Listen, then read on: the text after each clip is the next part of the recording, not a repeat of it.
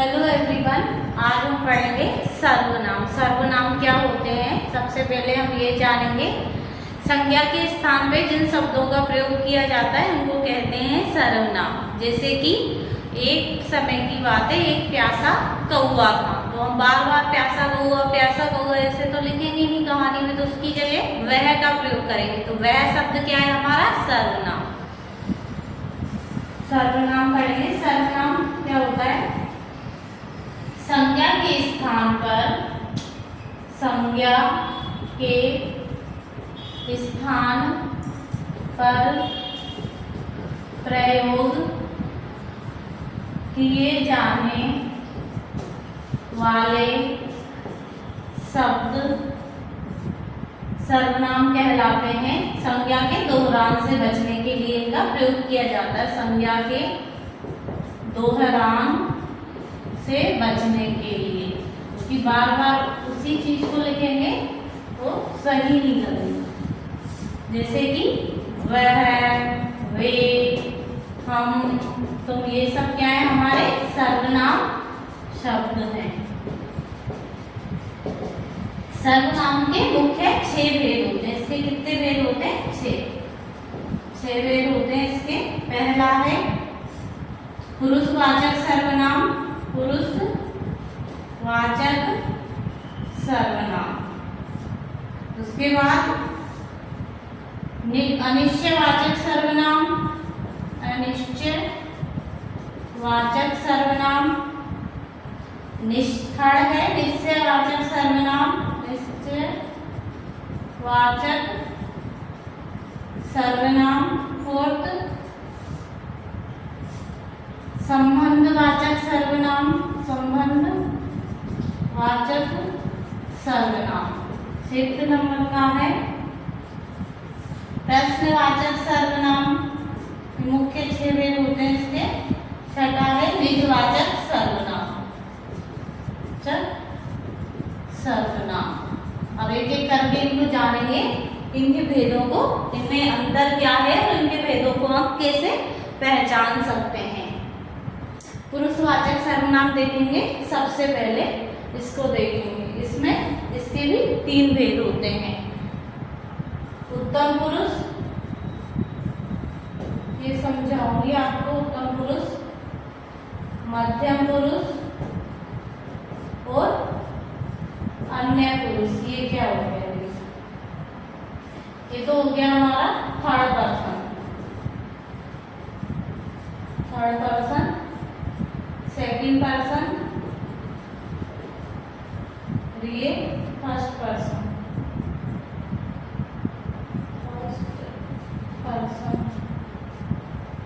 पुरुषवाचक सर्वनाम के 3 भेद होते हैं। पुरुषवाचक में ये सारे आ जाएंगे, उत्तम पुरुष, मध्यम पुरुष और अन्य पुरुष। उत्तम पुरुष फर्स्ट पर्सन, ये सेकंड पर्सन मध्यम पुरुष और अन्य पुरुष थर्ड पर्सन। इसमें कौन कौन से आएंगे? उत्तम पुरुष क्या होता है? जैसे मैं तुम्हें पढ़ा रही हूँ, तो मैं क्या हूँ? मैं प्रथम, ये उत्तम पुरुष हूँ। मैं बोलने वाली मैं हूँ, या मैं पढ़ाने वाली, तो मैं तो हो गई उत्तम पुरुष। तुम लोग मेरी बात को सुन रहे हो, तुम सेकंड पर्सन में, तुम हो गए मध्यम पुरुष। और हम मान लो किसी अन्य के बारे में बात कर रहे हैं, इस टॉपिक को हम पढ़ रहे हैं अभी, तो ये क्या हो गया? हमारा थर्ड पर्सन हो गया। या मैं तुमसे किसी के बारे में बात कर रही, तो बोलने वाली तो मैं हूँ। जो वक्ता होता है, बोलने वाला, वो हमारा उत्तम पुरुष हो जाएगा। जो सुनने वाला है, श्रोता, वो मध्यम पुरुष। और जिसके बारे में बात की जा रही है, थर्ड पर्सन, वो हो जाएगा हमारा अन्य पुरुष।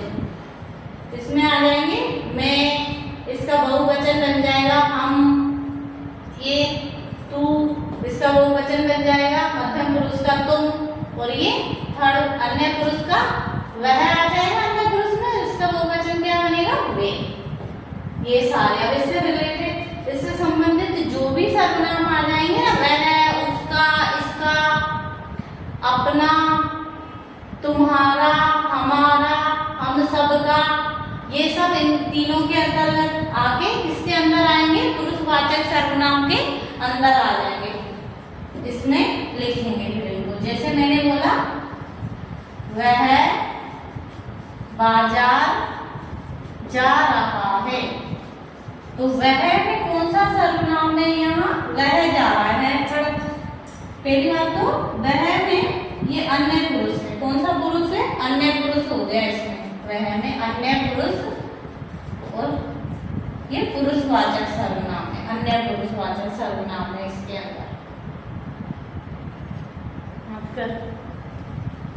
इसके बाद देखेंगे हम अनिश्चयवाचक सर्वनाम और निश्चयवाचक सर्वनाम में क्या अंतर है, इन दोनों को देखेंगे। निश्चयवाचक सर्वनाम क्या होते हैं, ये अनिश्चयवाचक, अनिश्चयवाचक सर्वनाम में हमको पता नहीं होता कि हम किस बारे में बात कर रहे हैं, हमको पता ही नहीं है कि वहाँ कौन है, कोई है, इस तरीके से फिक्स नहीं होता कि एक्चुअल में है कौन, इसके लिए अनिश्चयवाचक का प्रयोग किया जाता है। निश्चयवाचक में निश्चित होता है, फिक्स होता है, जैसे कि मैंने बोला वहाँ पर कोई है, तो वो कौन है हमको पता नहीं, कोई भी हो सकता है, ये जो कोई है ना ये किसमें आ जाएगा, अनिश्चयवाचक में। अब निश्चयवाचक में फिक्स पता होता है। इस प्रकार से इन सबको समझेंगे। प्रश्नवाचक में प्रश्नवाचक लास्ट में वाक्य आता है, प्रश्न पूछने के काम आता है ये सर्वनाम, जैसे उसका नाम कि क्या है, वह कौन है, इस तरीके से प्रश्नवाचक में आ जाएंगे। संबंधवाचक में एक वाक्य का संबंध दूसरे वाक्य से देखेंगे, जो सो जैसा वैसा, इस तरीके से इसमें होगा।